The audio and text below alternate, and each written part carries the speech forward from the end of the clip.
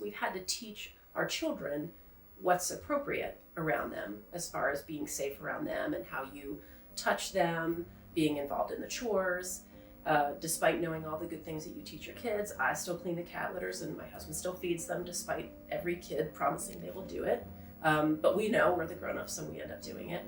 And you know, it's just been a fully integrated family as far as animals and people, because animals have always been part of our life, and they were part of my husband's life before we met. So we were two animal people who had grown up with dogs and cats and some other critters, and it wasn't ever really a question of would we continue to have animals as we added little humans to our life.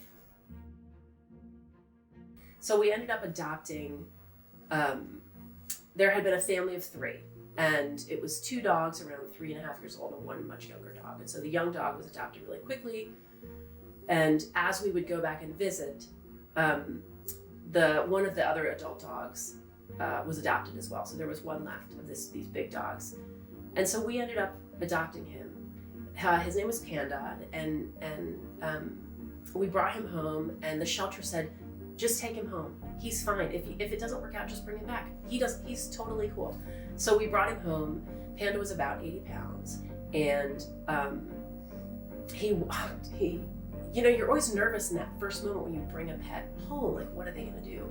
And Panda walked in and got right on the couch and laid down.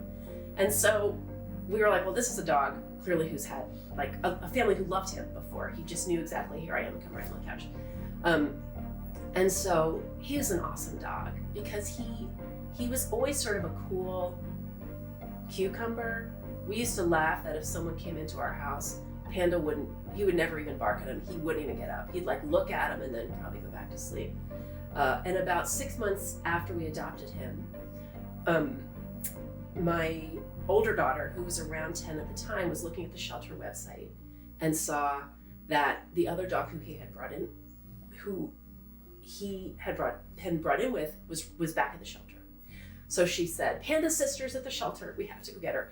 And we did not want another dog. That brought us up to 3. We weren't looking for another dog. We definitely weren't looking for another 80-pound dog. But when your dog's sister is in an animal shelter, you go get her. So we ended up with these 2 80 and 85-pound dogs. And his sister was blind and deaf, but you would never know it from being around her. She was such a confident, happy dog.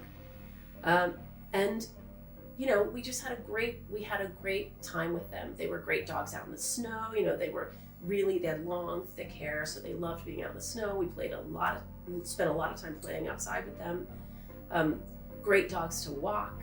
Like, they were so big, but they were also, like, they could be fun and playful, but they were also very chill dogs. And so they were easy dogs to walk together.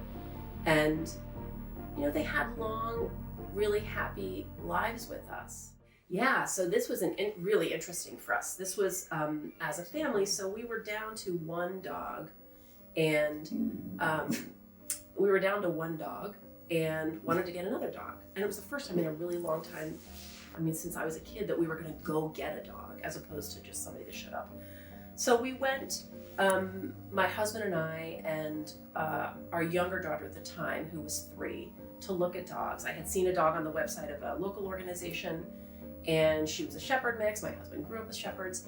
So we went to see her, and all we did was ask about her. And we're told, they looked at our family and she said, big dogs can't live with little kids.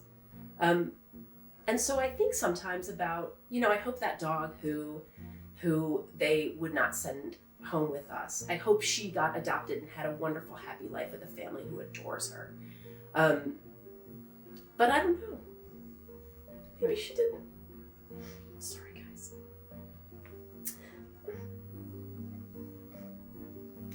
Maybe she didn't. And that was a bad decision that day by that one person. Because she denied a dog a family that knew how to be with big dogs. And again, I hope she's had a great, happy life, but what if she didn't?